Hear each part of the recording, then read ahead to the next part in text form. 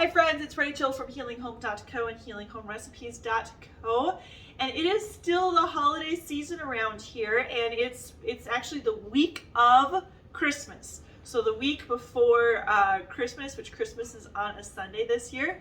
And this week we are going to have some holiday house guests that we're really excited about. And this recipe I am solidifying and making work for this week. We've been working on it. I've been working on it since October, and I feel like I finally have enough tweaks and edits with the recipe that it's ready to share with you guys. And it's going to be a really nice recipe to have around this week during the holiday season, because it's going to be nice to have lunches, maybe even some breakfasts, where we can just slice some of this Einkorn sourdough sandwich bread and have it for easy lunches and breakfasts. So I kind of gave away what the recipe is. This is my Einkorn sourdough sandwich bread.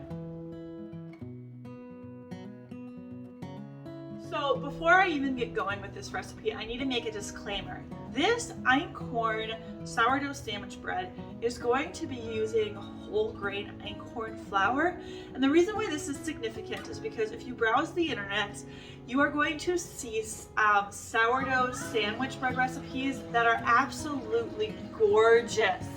They're big and fluffy.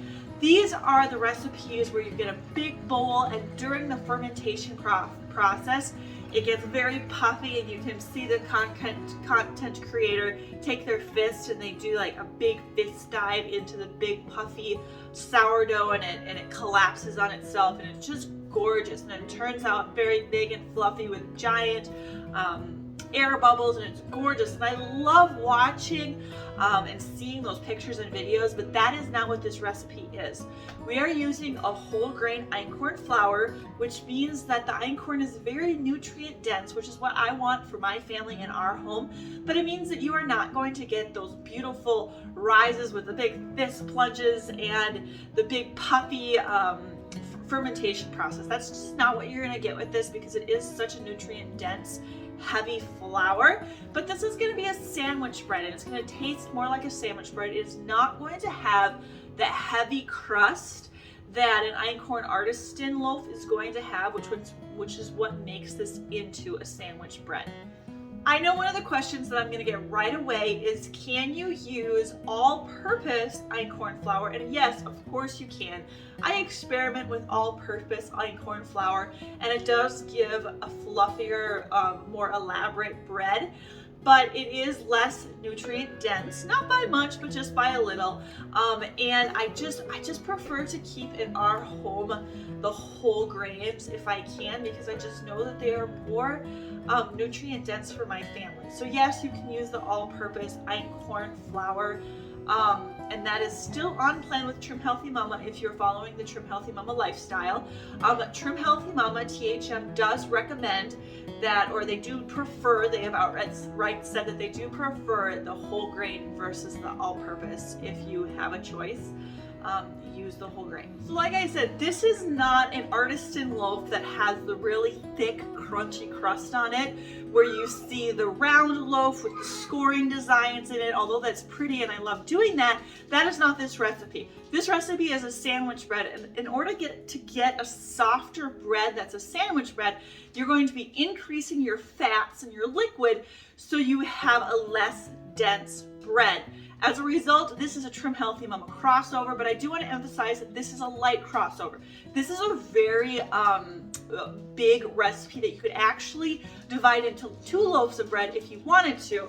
In this case, though, I have purchased a very long loaf pan, and I love using this for my sandwich bread to create a very a big loaf of bread that we can use throughout the week. So this has 1/2 cup of butter in the entire recipe. It's a big loaf of bread, and so yes, this is a crossover, but do just realize this is a lighter crossover. Okay, let's talk about the ingredients that we need in order to make this sandwich bread. It is very simple ingredients. Of course, you're going to need your einkorn sourdough starter. Here's mine. It's had a nice ferment, and you can see all the bubbles in there. Remember, einkorn sourdough, the starter is going to look different than a wheat starter. You're not going to see quite as many thick, beautiful bubbles because it just is a more thick and nutrient-dense flour. You're going to need some salt. This is Redmond real salt that we really like. You're going to need some raw and unfiltered honey. Right now we are using Nate's. We do have honey bees here on our homestead, but they did not produce enough honey for us this year. So we are sourcing our honey in another way. You're going to need butter, water, some einkorn flour, and yes, we're going to be fermenting this. We get ours in bulk, so I just have it in this beautiful, pretty jar. And that is all the ingredients that you are going to need to make a beautiful einkorn sourdough sandwich bread loaf. You also need some sort of loaf pan and bowl to allow the dough to rise in. I do want to point out before we go too much further that in the video where I am mixing the bread, I am using a whisk, a KitchenAid whisk attachment, and a few people on social media have pointed out that this is not for bread making, and I want to acknowledge that I do know that. I knew that before.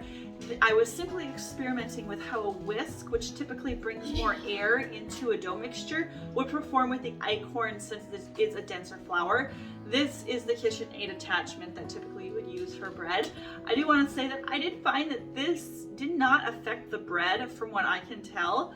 I've used this for the sandwich bread and I've used this, and I almost feel like the whisk gives it a better rise. I can't necessarily confirm that because everything that you would find online would say that this is not a bread mixer.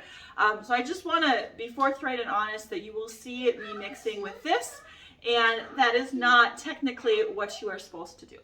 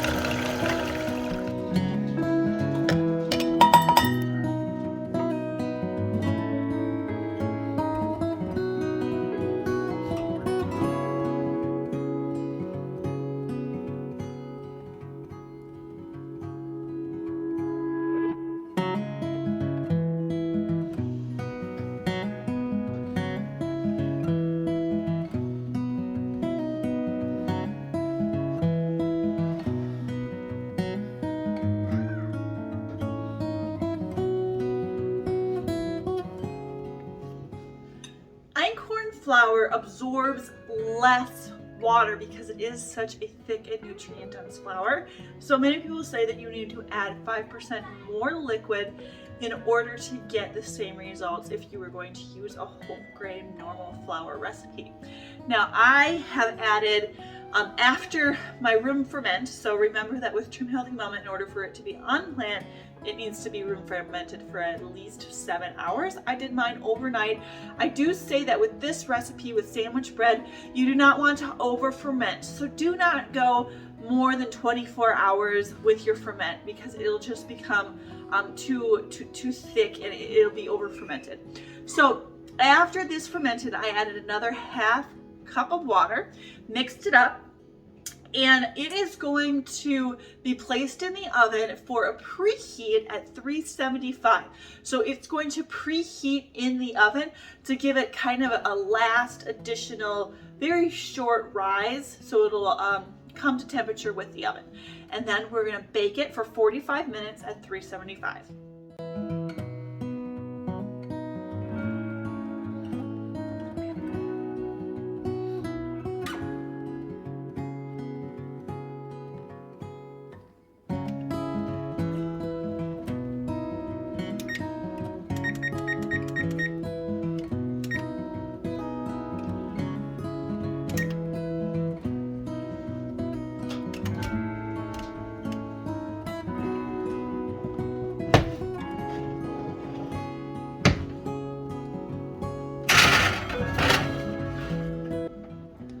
All right, friends, I have the Einkorn sourdough sandwich bread out of the oven. It rose nicely, it looks beautiful, and I hope that this recipe is fun for you guys too. I think it's super fun for us, and it's going to make great sandwiches, even breakfasts over the next week during Christmas when we have house guests. And now I'm going to take this out. It comes out very easily, especially if you grease the tin. I'll just show you. It's going to come out like butter. Super easy. And so I'm going to put this on a cutting board and I will cut it and I will show you what it looks like.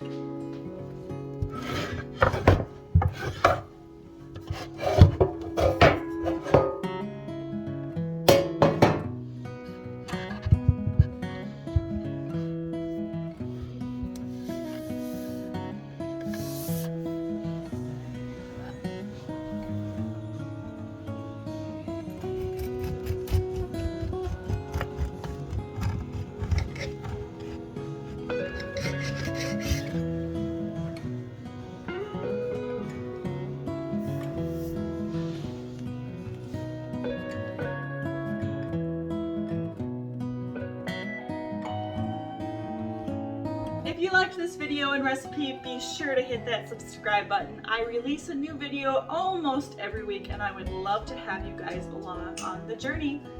We'll see you next time.